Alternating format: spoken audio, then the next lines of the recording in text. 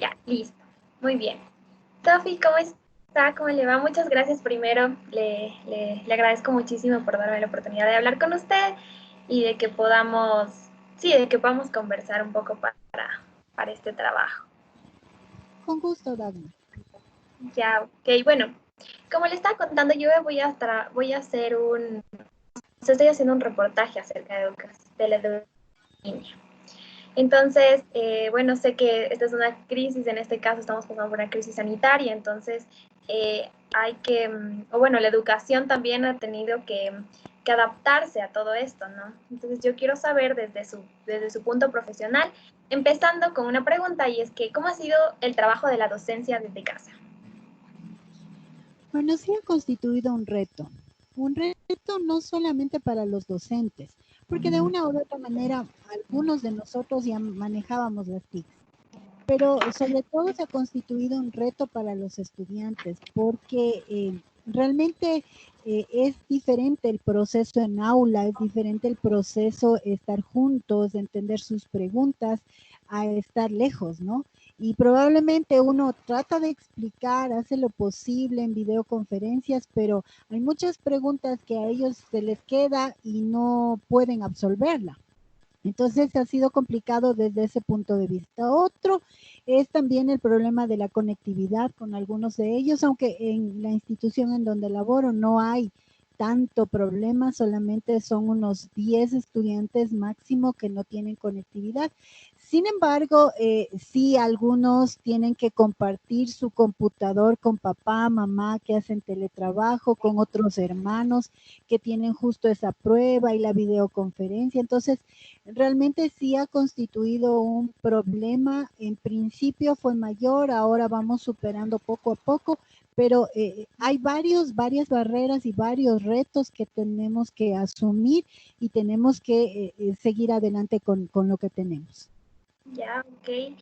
¿Y cuál fue el proceso que usted tuvo que pasar para que adapte la educación tradicional a los medios tecnológicos?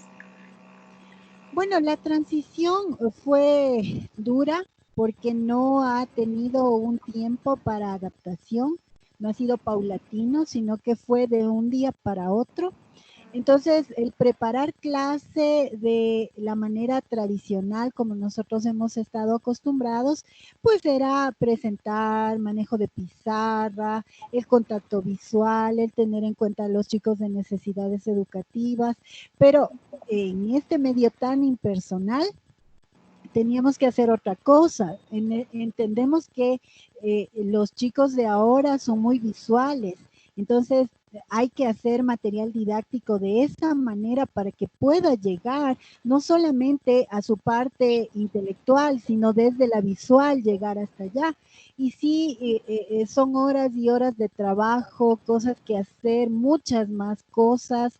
Tenemos una plataforma para subir las notas, tenemos una plataforma para las clases virtuales, tenemos una plataforma para poder poner las actividades semanales. Entonces, es un trabajo muy duro y esa transición, tanto para nosotros cuanto para los estudiantes y los padres de familia, sí es bastante complicada porque tenemos que aprender en la marcha.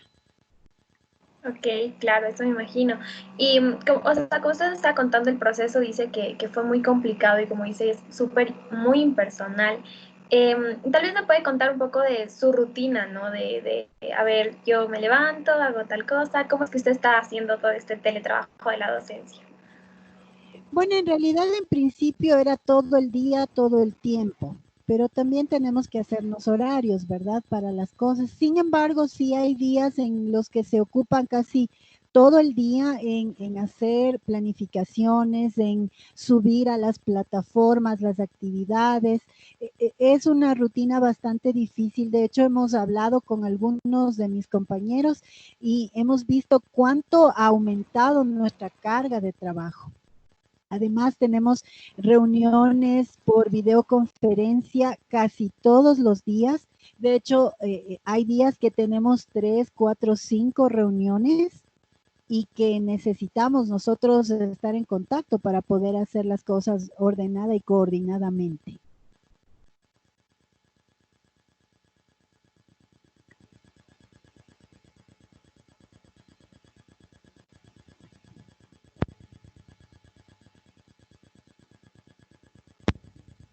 Sí, ya estamos aquí otra vez. No, perdón, creo que me salí. Sí. Ah, ya.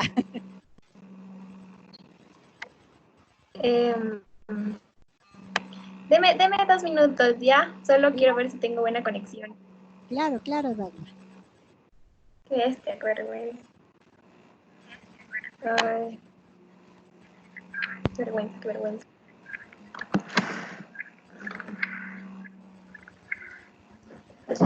Ay, Dios mío.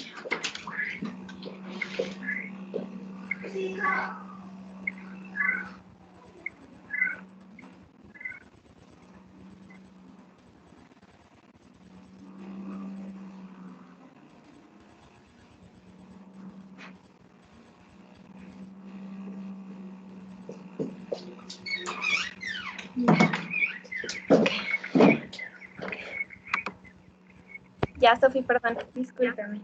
No, Ahora tranquilita, no se preocupe. ya, ok.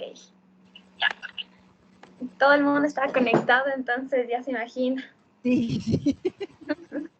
Justo estábamos hablando de eso, entonces, bueno, a ver, hasta lo último que escuché es que dice que ha aumentado su carga de labor, entonces, porfa, desde esa parte sí podría retomar, perdón, que... Sí, le mencionaba que ha aumentado muchísimo nuestra carga laboral porque necesitamos hacer muchas actividades y estas actividades generalmente son con un horario. En nuestra institución tenemos un horario establecido para subir las tareas, para todos, estamos organizados, sin embargo, las eventualidades no faltan. Además de eso, le comentaba que tenemos nosotros reuniones casi diarias, videoconferencias con las autoridades, con los jefes de área, reuniones de nivel, de subnivel, para poder enmarcarnos en lo que poco o mucho el ministerio quiere hacer para ordenar todo esto. De hecho, estamos en un conflicto porque la educación municipal está en medio de todo, ¿no? Sí, sí estamos, Dagmar. Sí, sí, sí, sí estamos, sí estamos. Ah, ya. Entonces, realmente sí es complicado el asunto porque tenemos a veces reuniones diarias, 4, 3, 5 reuniones, más llamadas de padres de familia, WhatsApps de los chicos, etcétera, ¿no? Entonces, es un aumento importante en la carga laboral. Claro, claro.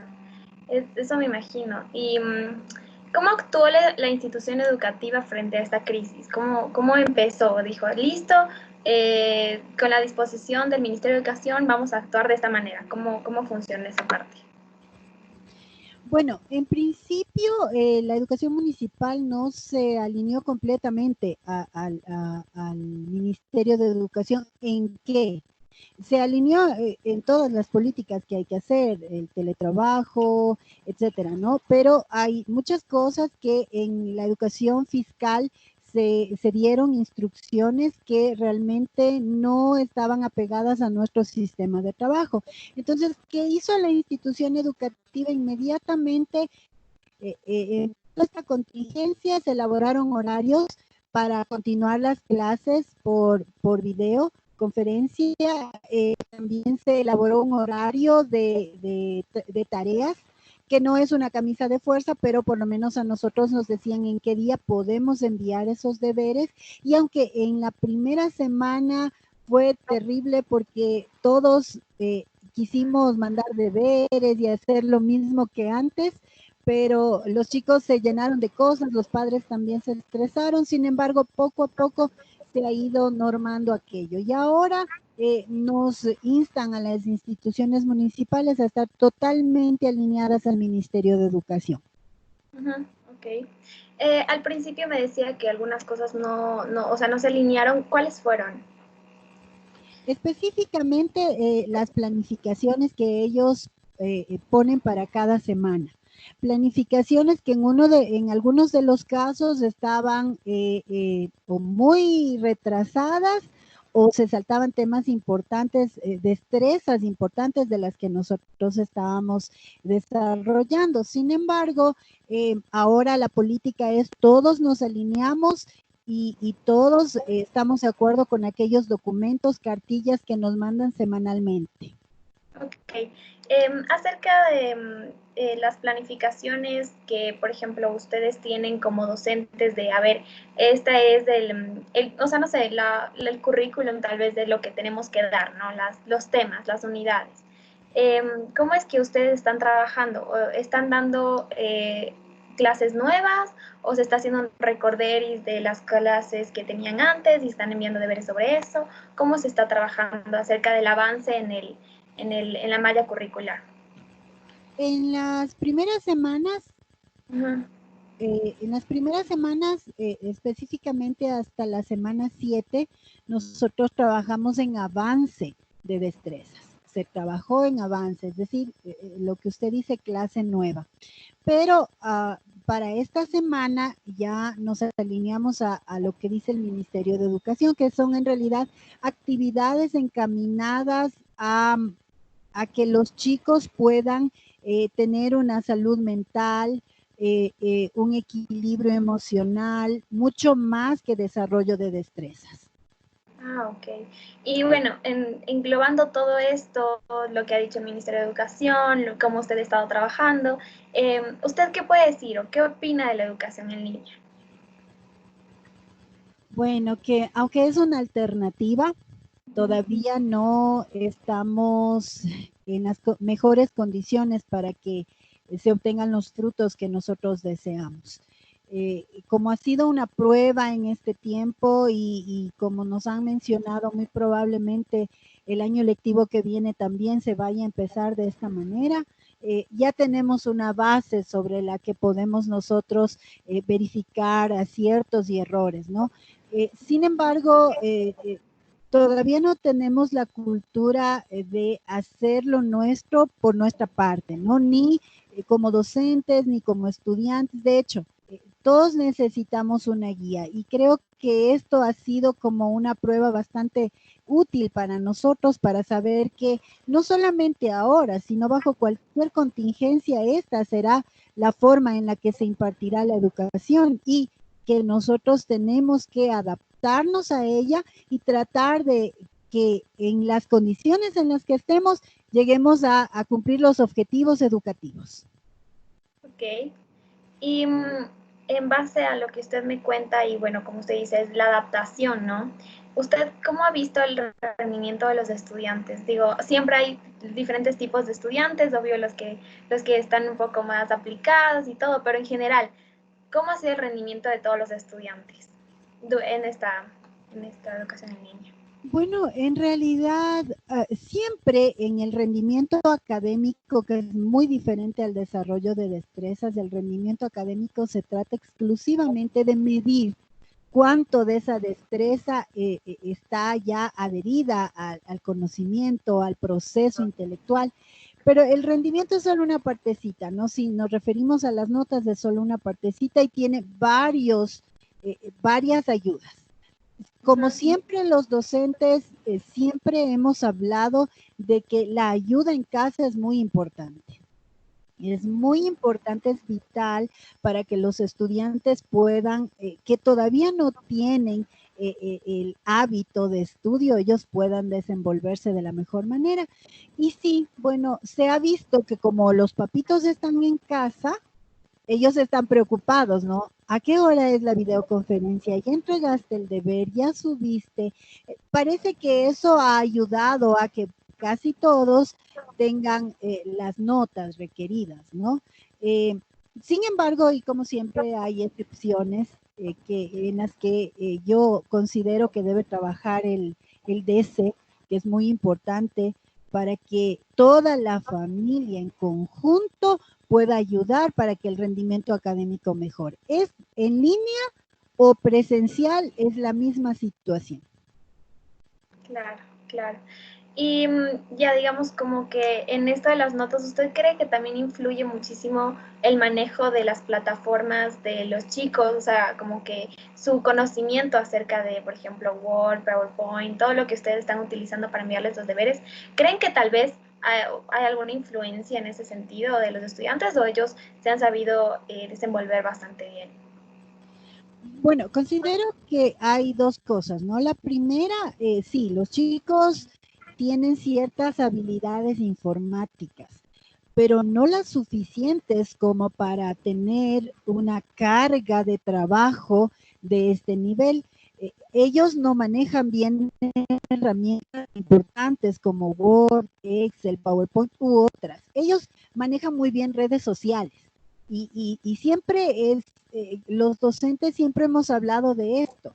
Es cierto que nos dicen que ahora los chicos de esta generación tienen el chip de la tecnología, pero como docentes vemos que no es así. Tienen el chip de las redes sociales y de los juegos, pero si es que nosotros vamos a decirle que ponga una fórmula en Excel, ya no pueden. Y sí, esa es una pequeña falla también del sistema educativo porque se quitó informática y computación del currículo nacional, pensando precisamente que los estudiantes son autosuficientes en cuanto a esto. Pero la verdad es que no es así. Les cuesta bastante y ahora casi siempre, especialmente en los pequeñitos, el trabajo es de los papás. Tipear en el computador es de los papás, subir el link a la plataforma es de los papás y obviamente eso también lleva al estrés familiar. Eso es verdad. Y tal vez, ¿cuál es su percepción, ya que estamos hablando de plataformas, o sea, de las plataformas de educación que proporciona el ministerio? Porque ustedes están trabajando con estas plataformas, ¿no es cierto? No, nosotros no trabajamos con la plataforma del ministerio. La educación municipal trabaja con su propia plataforma, ¿sí? Y en estas plataformas hay, bueno, lo mismo que debe haber, ¿no? Debe haber los recursos, las actividades y la evaluación, además del refuerzo académico, ¿no? Y en la plataforma del ministerio está planteado un poquito diferente nada más, pero la plataforma con la que trabajamos en el ministerio, en el municipio, es bastante práctica para nosotros poder hacer el desarrollo pedagógico. Ya, entonces su percepción es que al final es bastante práctica y se maneja bien. Ok. ¿Y no han tenido ningún problema no sé, tal vez de conexiones o alguna de ese tipo de cosas del que se caen las plataformas? Realmente ese es un problema, parece que común, ¿no? Ha habido días, por ejemplo, en que la plataforma del municipio estaba totalmente colapsada, los padres llamando, tenemos que subir no, los deberes, nosotros también tenemos que revisar. Sí, ese es un problema que creo que es común, pero que sí coarta el proceso y aparte de eso, que ahorita estamos en un confinamiento en el cual tenemos sentimientos encontrados, también estamos viviendo un estrés diferente, eso hace que se cause problemas, ¿no? Que haya conflictos y sí, sí hay problemas en cuanto a conectividad. Se tuvo que hacer, el municipio tuvo que hacer un alcance diferente, poner una plataforma para cada institución, para cada colegio municipal, y eso alivió muchísimo la carga que al principio tuvo la plataforma en la que estaban incluidos toditos los colegios municipales. Fue de gran ayuda y ha ayudado bastante y precisamente son cositas que en el camino se tienen que ir mejorando. Y tal vez no tiene algún conocimiento sobre la plataforma del Ministerio de Educación. Bueno, por curiosidad hemos entrado a la plataforma del Ministerio de Educación, pero en ella está totalmente alineados a todos los documentos que el Ministerio de Educación ha dotado para que se hagan las actividades, para que se desarrollen destrezas. De hecho, desde esta semana ya ni siquiera se desarrollan destrezas, es decir, las destrezas imprescindibles que se deben desarrollar están por ahí escondiditas, pero más se refiere al aspecto coyuntural, a lo que estamos viviendo, a lo que estamos pasando, más que a los conocimientos en sí. Es decir, para qué sirve el jabón, qué pasa con el alcohol, etcétera, ¿no? No es que éteres, ésteres, alcoholes, no, sino que se refiere a la utilidad. Lo que está pretendiendo el Ministerio de Educación es dar en este tiempo una educación para la vida, una educación que muy práctica. Y bueno, eso cada quien tiene su manera de pensar, ¿no? Pero esa es la línea en la que está trabajando el Ministerio de Educación ahora. Ah, ok. Y acerca de los padres de familia, ¿usted cree que están influyendo bastante en, bueno, me cuenta que sí, que se cree que influye en el rendimiento académico de sus hijos, pero cómo están ustedes trabajando con los padres? Porque imagino que siempre es un trabajo con los estudiantes, pero también con los padres de familia. Sí, bueno, la comunidad educativa no solamente la conformamos los docentes y los estudiantes. Y eso es algo que si se trabaja en conjunto, todo funciona bien. En el caso de mi institución, siempre ha habido una excelente relación entre docentes y padres de familia y esa es una ventaja, porque gracias a ella podemos tener una comunicación fluida entre los miembros de la comunidad, ¿no? Entre los papás, entre los estudiantes, nosotros, las autoridades. Y sí, siempre es destacable el papel que cumplen los padres de familia en el desarrollo de sus hijos, en el desarrollo educativo de sus hijos. Es importante. Cuando hay padres comprometidos, hay hijos que salen adelante. Cuando hay padres que están pendientes, pues sus hijos están muy bien en sentido educativo porque la primera parte o una pequeña parte lo hacemos nosotros, pero el resto los padres de familia ayudan. Y sí, tenemos canales de WhatsApp con los padres, nos comunicamos con ellos permanentemente. Y en el caso de los estudiantes que no están haciendo las cosas como deben hacer o en el tiempo que deben hacer, pues nos comunicamos con los padres de familia y han ayudado mucho al desarrollo o a la entrega de la tarea o a la actividad que están retrasados, ¿no? Ok, ok. ¿Y cómo está funcionando la institución o qué es lo que ustedes están haciendo si en el caso de que algunos estudiantes no tengan acceso a Internet? ¿Ha habido estos casos?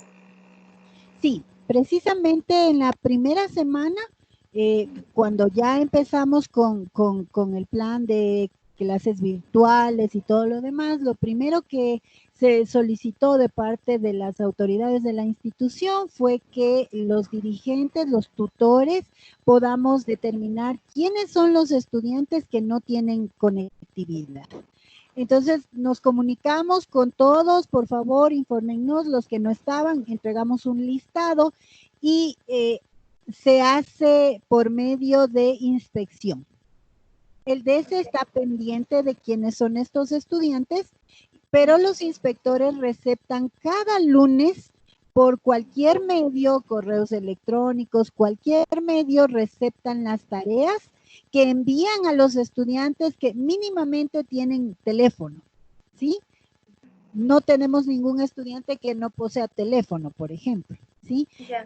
Que pueda tomar una foto al deber, le mandan de vuelta el viernes al inspector y los inspectores nos reparten a todos los docentes para que podamos evaluar la actividad que se haya realizado. Además de eso, si es que no tuvieran acceso directo a Internet, ellos pueden también comunicarse con nosotros para poder escuchar, no sé, la clase por teléfono, de alguna manera para que ellos puedan tener las mismas condiciones que sus compañeros. Ok, ok. Tal vez en este caso, de hecho el Ministerio de Educación comenta, ¿no? Que ellos están, en estos casos, envían como guías pedagógicas a las casas y este tipo de cosas. Eso está en la teoría, pero en la práctica, ¿está pasando? Bueno, en realidad, como el acceso a la conectividad no es tan radical en nuestro medio, en nuestra institución, no podríamos palpar aquello, ¿no? Porque no estamos hablando de estudiantes que están adentrados en el campo, que asumo que para ellos va, ¿no? Sin embargo, tengo conocimiento de que sí. Por ejemplo, el Ministerio de Educación lo que está haciendo es teleeducación Ya. para aquellos estudiantes que no tienen ninguna posibilidad, ningún acceso a lo que se está haciendo, a los contenidos programáticos, al desarrollo de destrezas, pues están haciendo programas de televisión, ¿no? con los cuales ellos pretenden llegar a toda la población y se pueda minimizar el problema de conectividad en los estudiantes. Ok. Y bueno, ya específicamente podemos conversar un poco sobre los estudiantes de tercero de bachillerato. Primero una pregunta, ¿cómo es que usted da clases a terceros, solo a terceros o a quién? Solo a tercero de bachillerato. A primeros, a segundos y a terceros. Ok, bachillerato, ya listo. Y bueno, entonces centrémonos un poquito en los de tercer bachillerato. Yo sé que realmente tercer bachillerato es uno de los cursos en los que deben haber, o sea, las bases tienen que estar bastante reforzadas y bueno, hay un montón de cosas en las que se trabajan, ¿no? Durante el tercer bachillerato. Yo como, o sea, quisiera que me cuente un poco cómo están trabajando con ellos, preparándoles, ¿no? Para la siguiente etapa que les llega.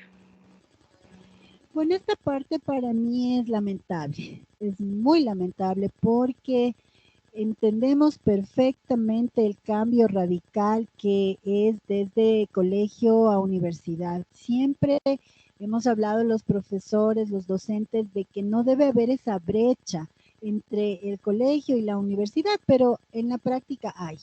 Todos los que ya están en la universidad entienden lo que estamos hablando, ¿no? Pero sí es una pena lo que está sucediendo ahora porque el Ministerio de Educación ha dicho un no rotundo a una preparación diferente, a un seguimiento de las destrezas, a llegar a esa meta, y ha dicho un no rotundo. Pues todos están involucrados en esta parte de la educación para la vida, ¿sí?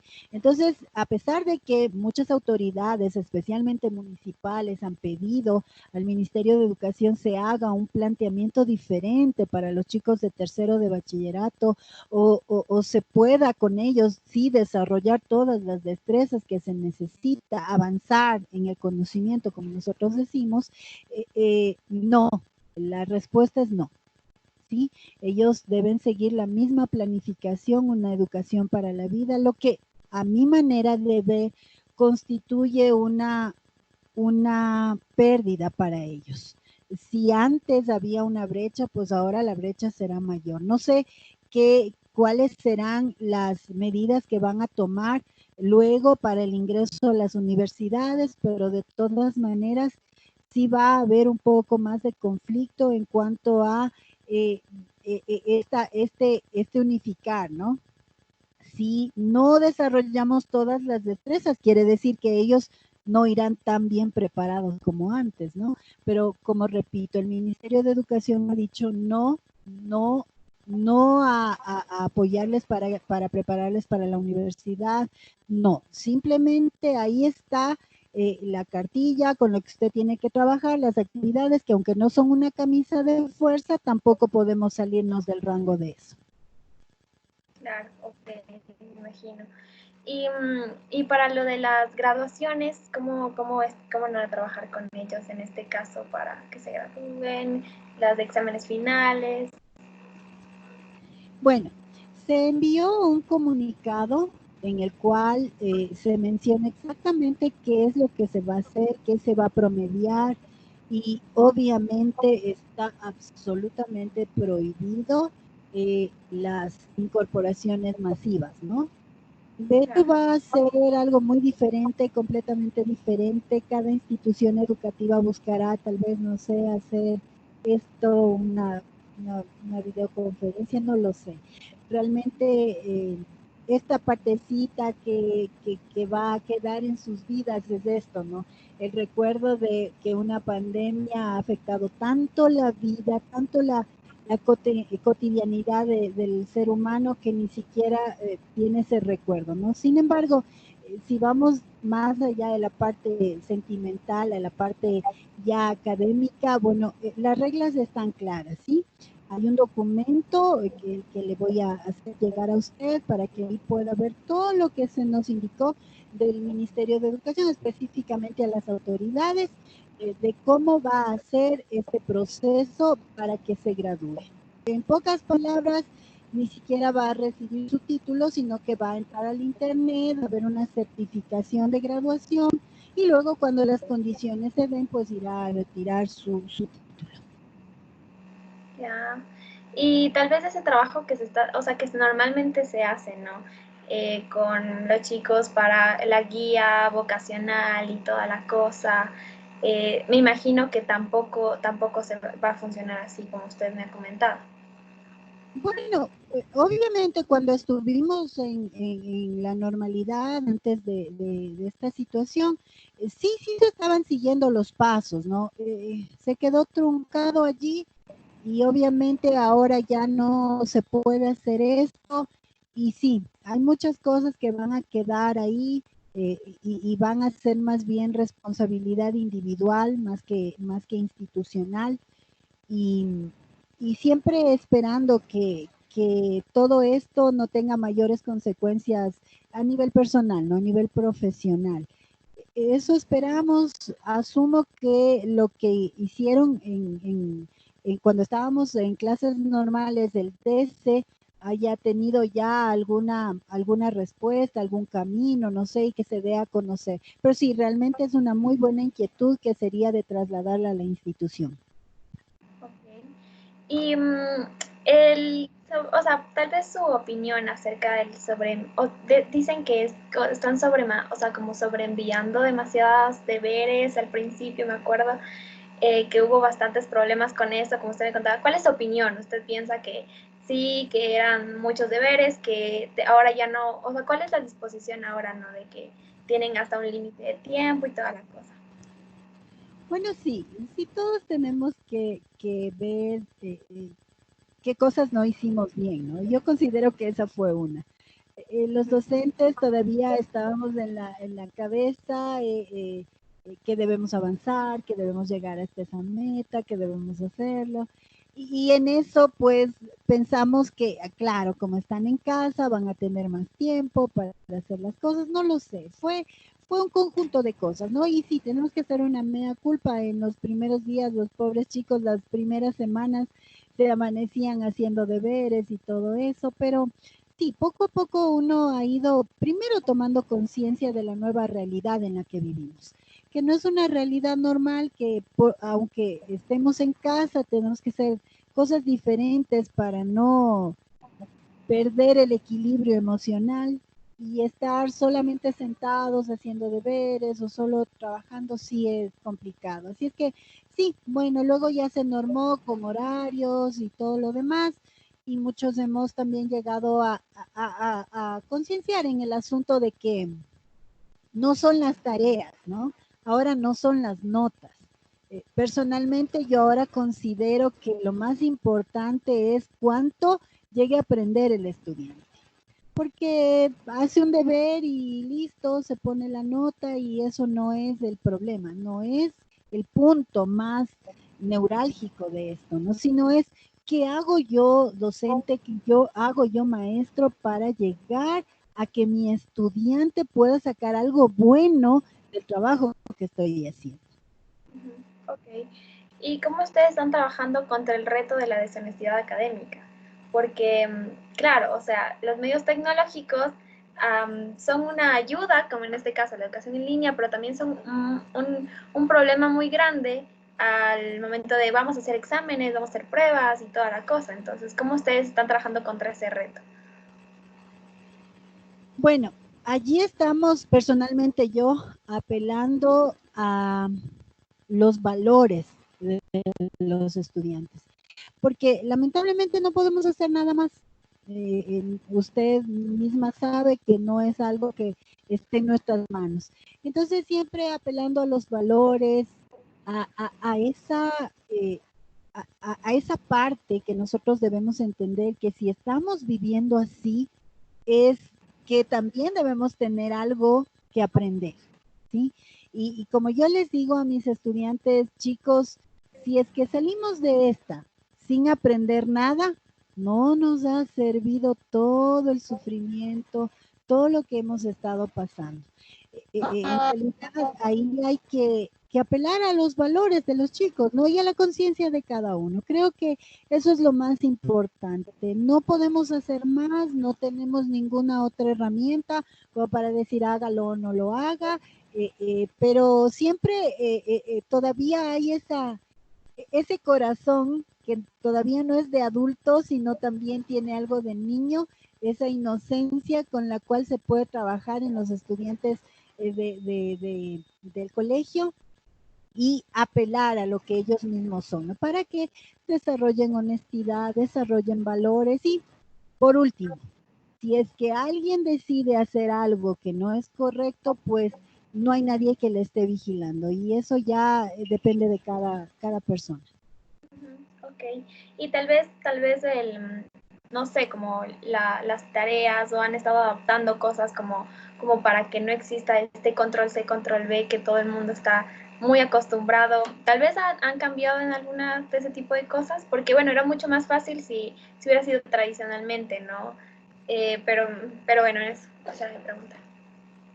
Bueno, sí, por ejemplo, ahora eh, casi todos los maestros estamos tratando de innovar en cuanto a evaluaciones, ¿no? No solamente la prueba, no solamente el deber, sino direccionarles a páginas web, hacer un crucigrama, hacer un juego, algo que sea un poco menos estresante, más entretenido y que tenga un mayor significado en la evaluación. Entonces, sí, sí, creo que con esas estrategias evitamos esto, ¿no?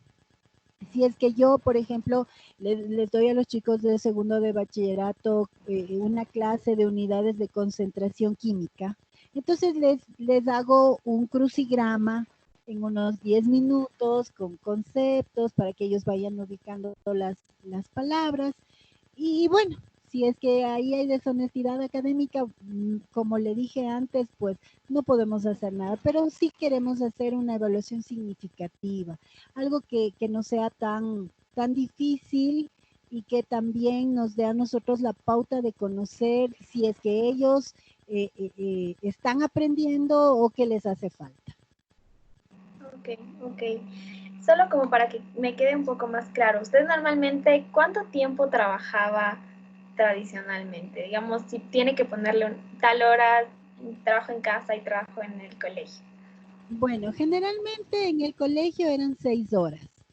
Y estas 6 horas, aunque tenía unos 2 periodos de 40 minutos, estos periodos de 40 minutos eran para seguir trabajando, ¿sí? Siempre en refuerzo académico, en calificar, etcétera. Entonces, generalmente yo 2 de la tarde salía de mi trabajo y unas 3 veces a la semana, pues tenía que preparar mis clases en casa, ¿no? Que me tomaba 3 a 4 horas a veces. Sin embargo, ahora el trabajo es en cualquier momento, en cualquier momento. Por ejemplo, recibimos los docentes WhatsApps de padres 9, 10, 11 de la noche, especialmente en los días que hay que entregar tareas 12 de la noche, profe, no pude, no hacemos esto. Entonces, claro, no estamos a veces a esa hora disponibles, pero al otro día apenas nos levantamos, vemos, solucionamos problemas y ahora ya difícilmente hablar de un horario.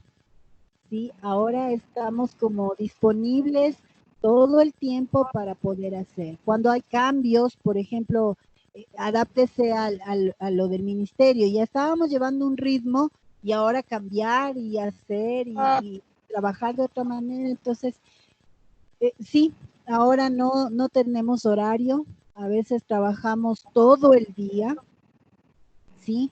Y obviamente también tenemos nuestro hogar, ¿no? Pero muchas veces tenemos que sacrificar el tiempo de nuestro hogar por cumplir nuestro trabajo. Ok.